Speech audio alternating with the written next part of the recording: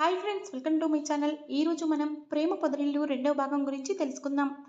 వైశాలి మనసులో నువ్వెవరినో చేసుకుంటున్నావు, నాకెందుకు దగ్గరగా ఉండడం, నీకైతే ప్రేమ ఉందో లేదో తెలియదు, నా మీద చూపించేది ఏంటో తెలియదు, దేవుడా ఇది తప్పైతే నువ్వే దూరం చేయి, నాకు ఎంగేజ్మెంట్ అయిన వాడిని దగ్గర చేసి ఇంట్లో గొడవ పెట్టకు అనుకుంటుంది.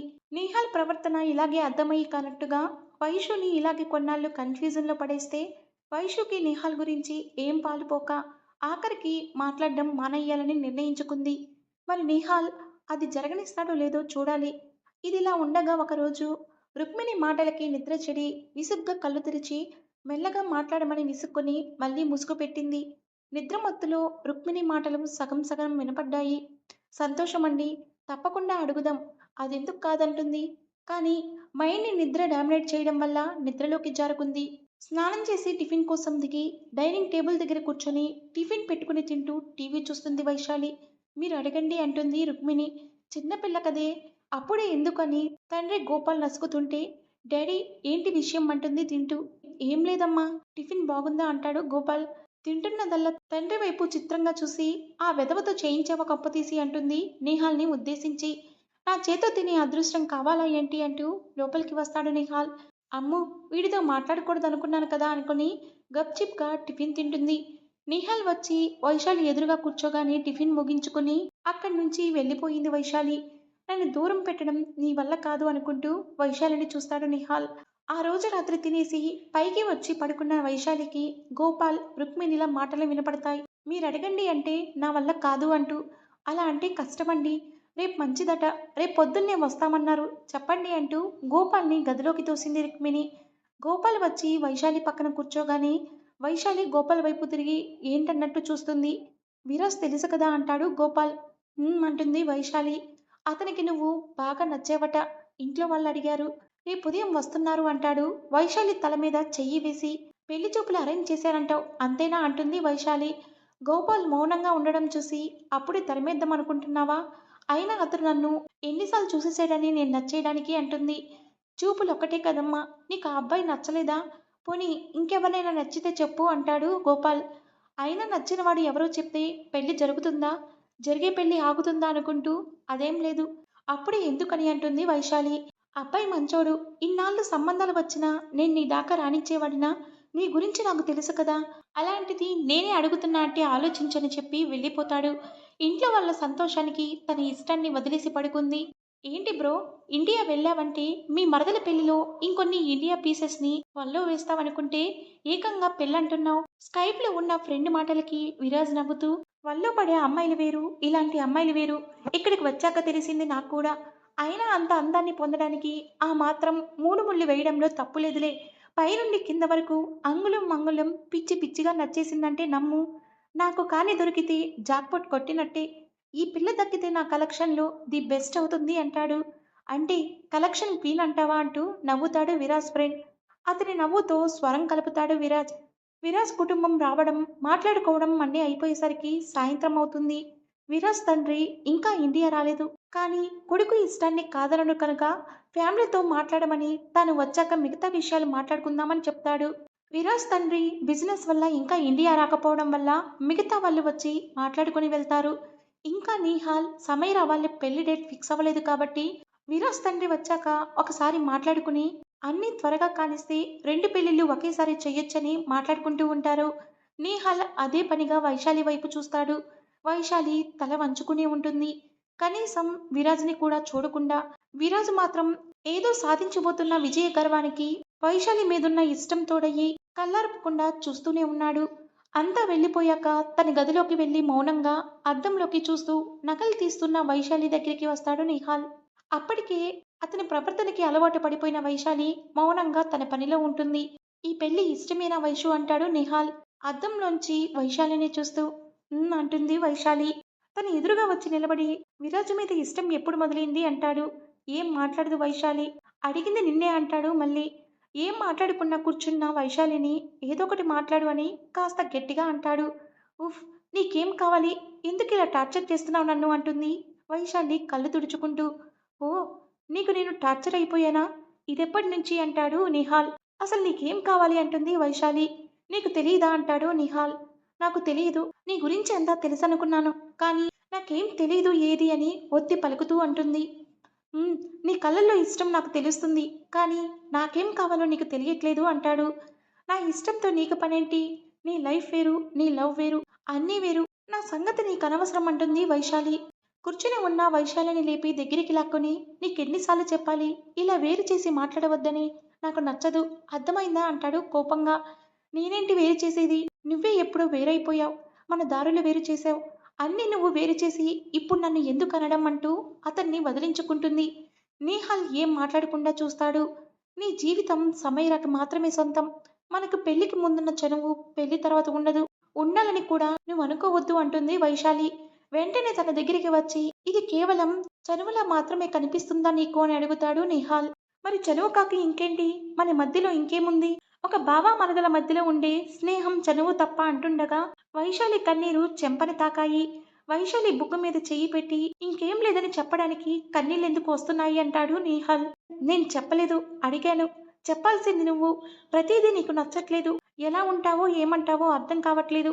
ఏం చేస్తున్నావో తెలియట్లేదు. నీ మనసేంటో అసలు ఊహకు అందట్లేదు అంటుంది చంప మీదున్న నిహాల్ చేతిని వెనక్కి నెట్టి. సరే, మన మధ్యలో కేవలం స్నేహం చనువు మాత్రమే ఉన్నాయని నేను ఎప్పుడు అనుకోలేదు అంటాడు నిహాల్ తనకు దూరంగా అడుగులు వేస్తూ. ఓహో, ఇంకేమైనా ఉందా? ఉందని నువ్వు అనుకుంటున్నావా? నా నోటితో ప్రతిదీ చెప్పించాలని చూడుకు నిహాల్. ఇప్పుడు చెప్తున్నా కదా, నాకు ఈ పెళ్లి ఇష్టమే, చేసుకుంటాను, ఓకేనా అని అంటుంది వైశాలి. ఆ మాట విన్న నిహాల్ వైశాలిని అమాంతం దగ్గరికి లాక్కుని పెదవులపై ముద్దు పెట్టుకుంటాడు. కొన్ని క్షణాలు అలాగే స్తంభించిన పిమ్మట వైశాలిని దూరంగా నెట్టి ఇది తప్పు ఒప్పు అని నేను ఆలోచించలేదు. నీ కళ్ళల్లో భావన, మనసులో ఆలోచన అన్నీ నేను చదవగలను. అది నీకు తెలుసు. అదే నేను గుర్తు చేశాను. పెళ్లి చేసుకుంటుందట. చేసుకోపో. నేనొక ప్రాబ్లం సృష్టిస్తే నువ్వింకా దాన్ని కాంప్లికేట్ చెయ్యి. పో. నీకెలాగూ వాడు నచ్చాడు కదా, చేసుకో అని విసురుగా కిందకి వెళ్ళిపోతాడు.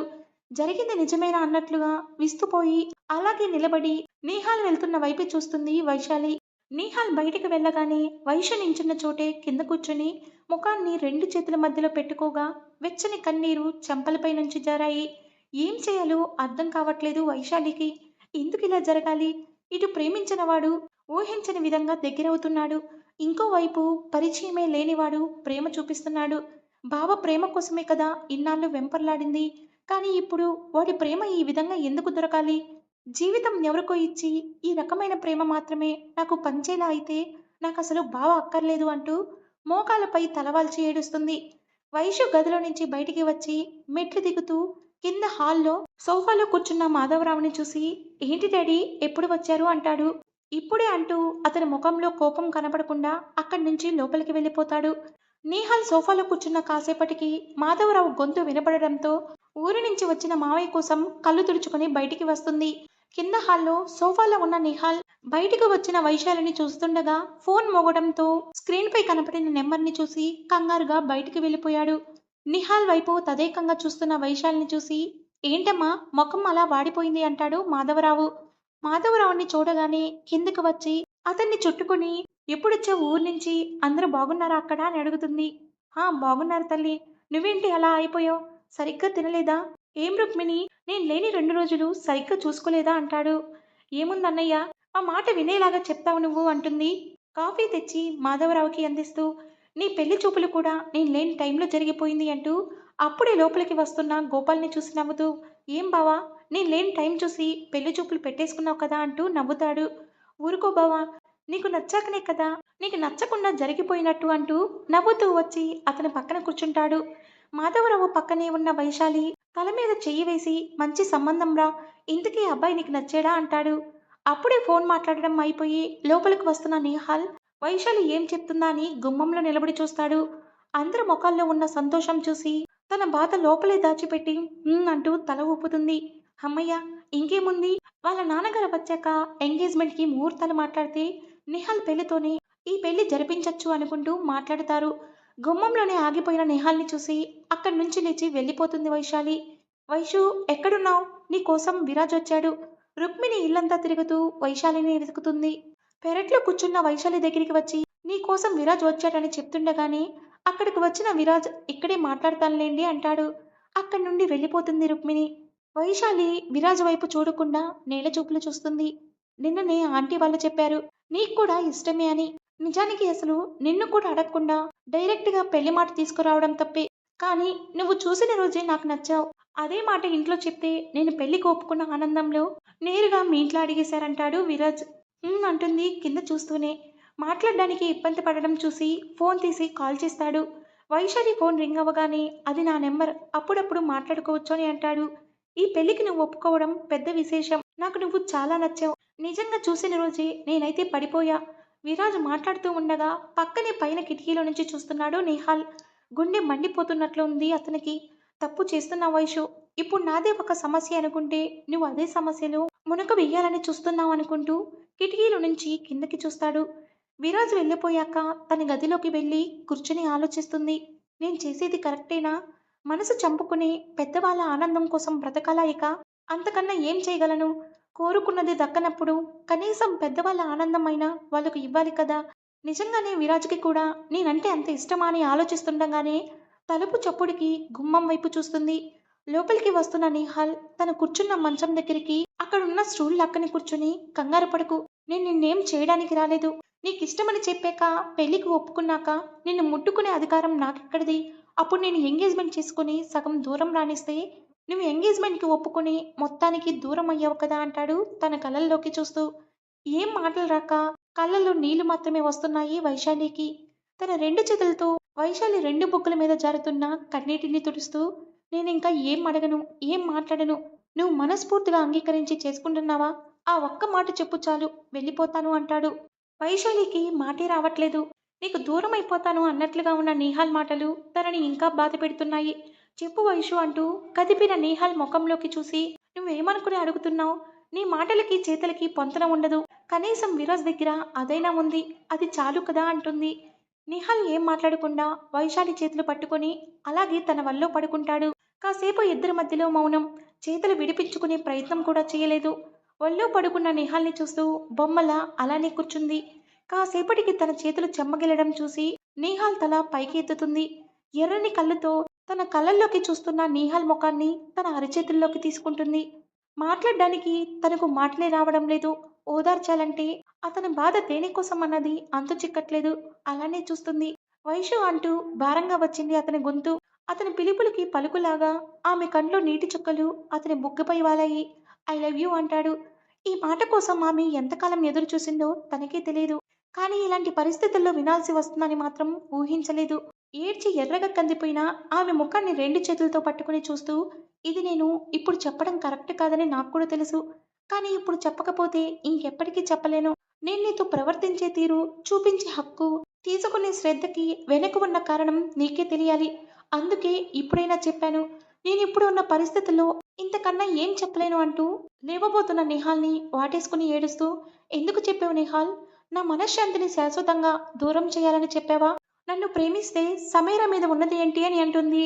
తన కౌగిల్లో నుంచి వదిలేక బయటికి వెళ్తూ, నాకు ప్రేమ కలిగింది నీ ఒక్కదాని మీదే.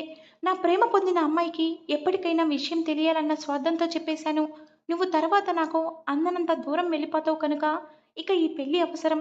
ఇది నీకు ఎలా అర్థమవుతుందో నాకు తెలీదు అని బయటికి వెళ్ళిపోతాడు.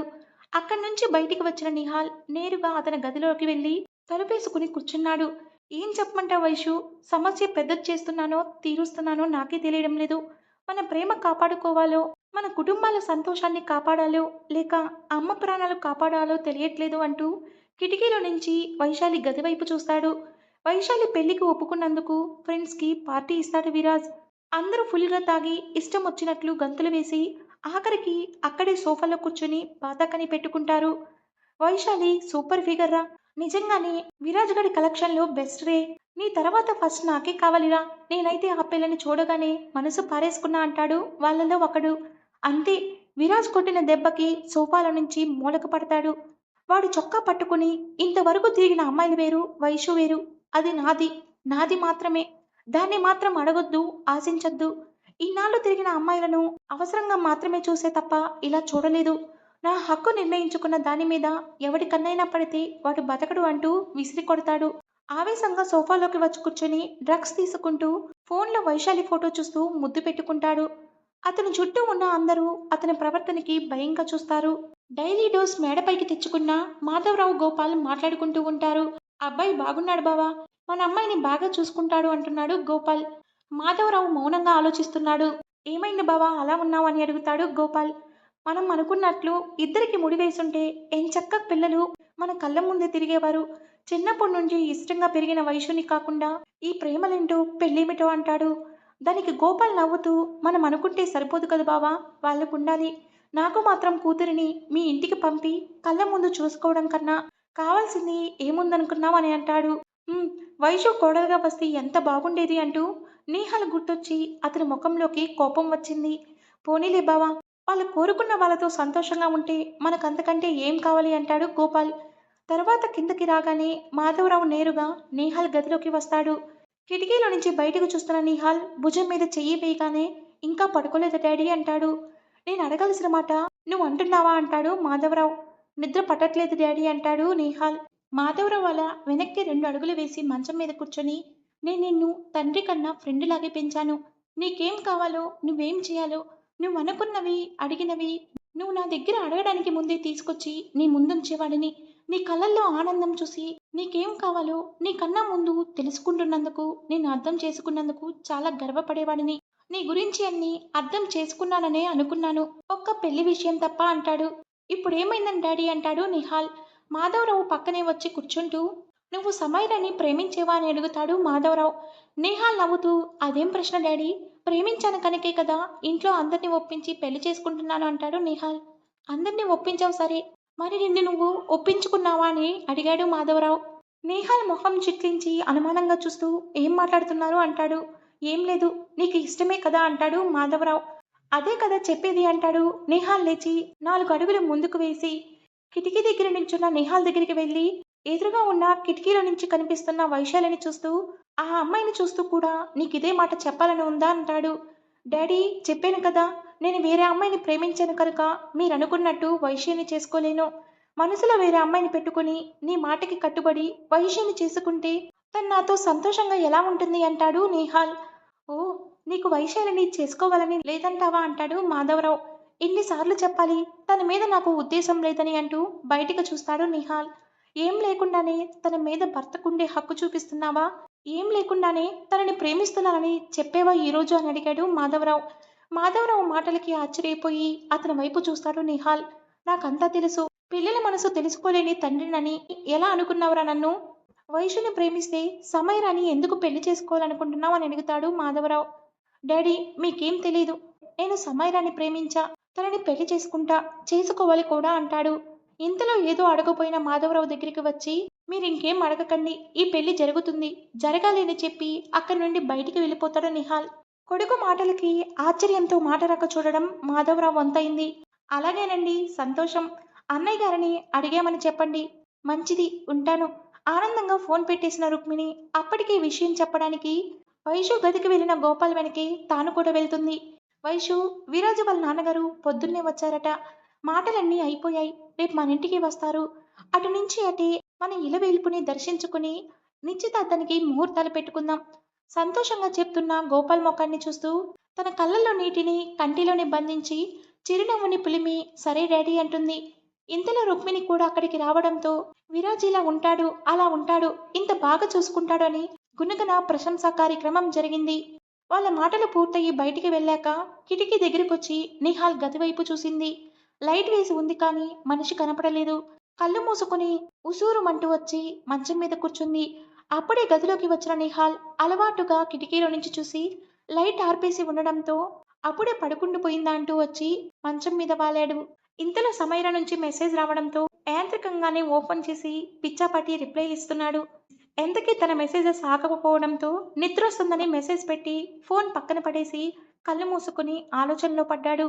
కళ్ళు మూయగానే కళ్ళు ముందు వైశాలి మోము కదలాడింది.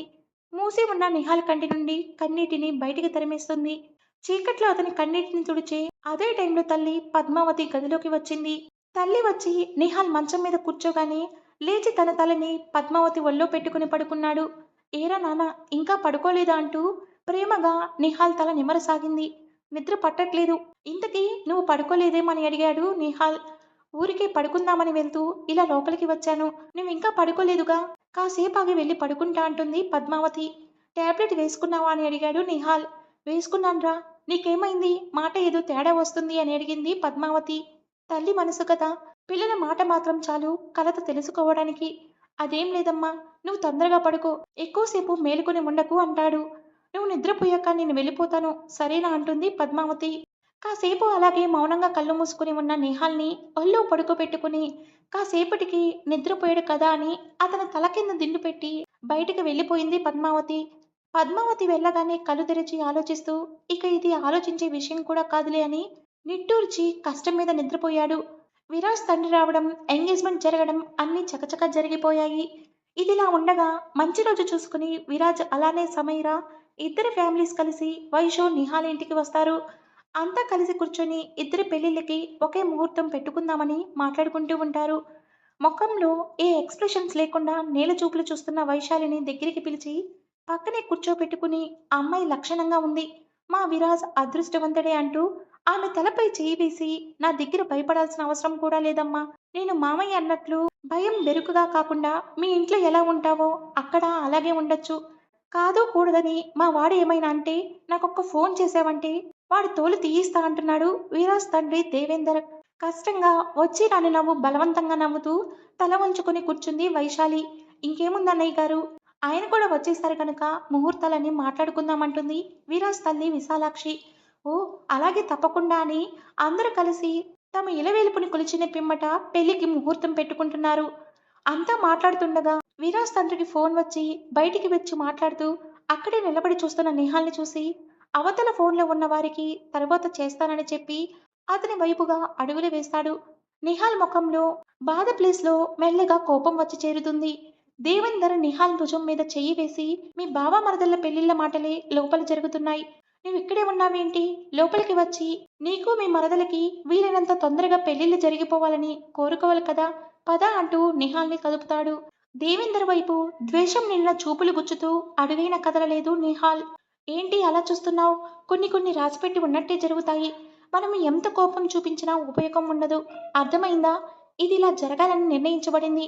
ఇలాగే జరుగుతుంది. అర్థమవుతుందా అంటూ నవ్వుతాడు దేవేందర్ నిహాల్ కళ్ళల్లోకి సూటిగా చూస్తూ. నిహాల్ మాటైనా మాట్లాడక అదే చిరాకైన చూపుని దేవేందర్ కేసి చూస్తూ నిలబడి ఉన్నాడు. ఇంతలో బయటికి వచ్చిన మాధవరావు వారిద్దరిని చూసి వాళ్ళ వైపుగా వస్తున్నాడు. మాధవరావు రాకును గమనించిన నిహాల్ తన ముఖంలోని భావాలను దాచడానికి ప్రయత్నిస్తున్నాడు. ఇక్కడే ఉన్నారేంటి? లోపలికి రండి ఇద్దరు. లోపల కూర్చొని మాట్లాడుకోండి అంటున్నాడు మాధవరావు. దేవేందర్ నవ్వుతూ నేను కూడా అదే చెప్తున్నాను, లోపలికి రమ్మని అంటూ నిహాల్ భుజం మీద చెయ్యి అలానే ఉంచి వెళ్దామా అన్నాడు సూటిగా నిహాల్ కేసి చూసి కళ్ళెగరేస్తూ. అడుగులు అడుగేస్తూ వైశాలి ఇంటిలోకి కదిలారు ముగ్గురు. నిహాల్ని చూడగానే వైశాలి బాధ రెట్టింపయింది. బలవంతంగా కన్నీటిని ఆపుకుంటూ కష్టంగా అలానే కూర్చుంది.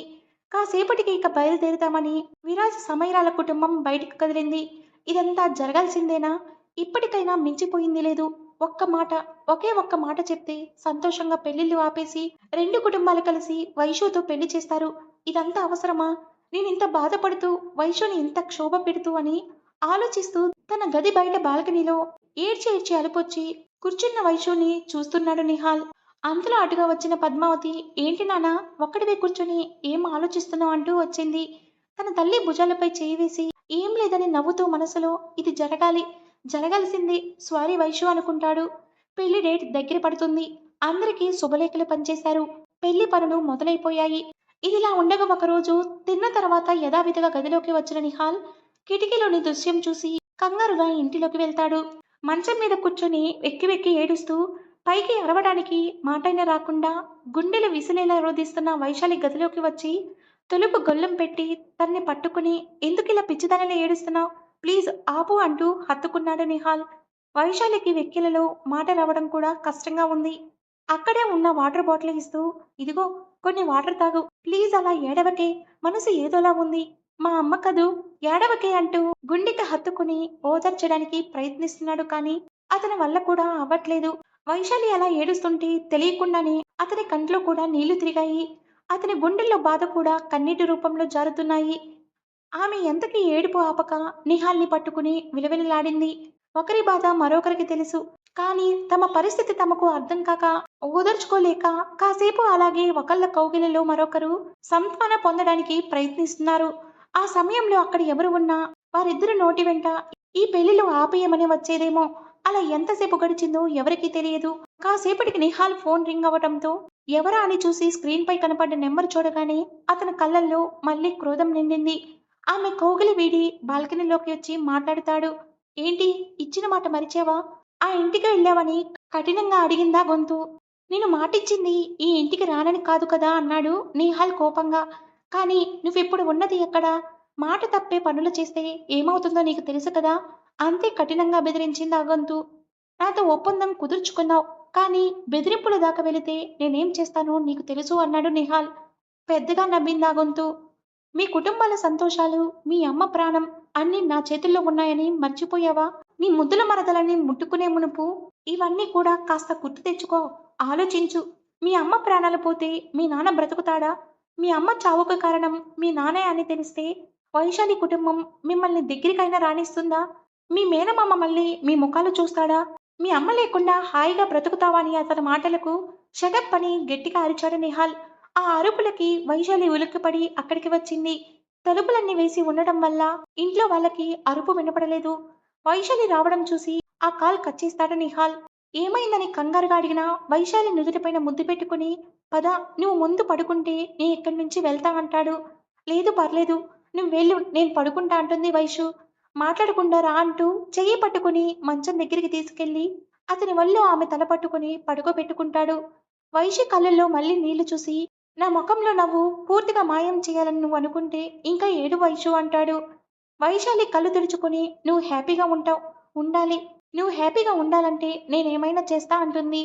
నేహాల్ భారమైన మనసుతో విరాజ్ని పెళ్లి చేసుకుని సంతోషంగా ఉండు అంటాడు. వల్లో పడుకుందల్లా తలెత్తి చూసి, హక్కన్నావు, అతనితో మాట్లాడడం కాదు కదా, పక్కన కూడా నిలబడుతున్నావు అంటుంది. ఇప్పుడు నేనే చెప్తున్నా, నా మాట వింటావు కదా. ఇంకెప్పుడు నీ కళ్ళలో ఇలా కన్నీళ్లు రాకూడదు. నా ప్రాణం పోయినట్టు ఉంటుంది అంటాడు ఆమె ముఖాన్ని చేతుల్లోకి తీసుకుని. వద్దన్న తన బాధ తీరిపోదని ఇద్దరికి తెలుసు. అక్కడిక మాటలతో పనిలేదు కనుక ఇద్దరూ మౌనంగా ఉన్నారు. నేహాల్ ఒళ్ళోనే కాసేపటికి నిద్రపోయిన వైశాలిని జాగ్రత్తగా తిండి మీద పడుకోబెట్టి ఇంటికి వెళ్ళిపోయాడు. పెళ్లి పనులు మొదలైపోయాయి. అన్ని ఆచారాలు అయిపోయి తెల్లారితే పెళ్లి. ఇంతలో నేహాల్కి అతని ఫ్రెండ్ వికాస్ నుంచి ఫోన్ వచ్చింది. బావా, ఇప్పుడే వైశిక్ కాబోయే వాణ్ణి చూశానురా. నీతో ఒక ముఖ్యమైన విషయం మాట్లాడాలి. అర్జెంటుగా మేడ మీదకి రా అని పిలుస్తాడు. మేడపైకి వెళ్లిన నేహాల్కి వికాస్ విరాజ్ గురించి చెప్తాడు.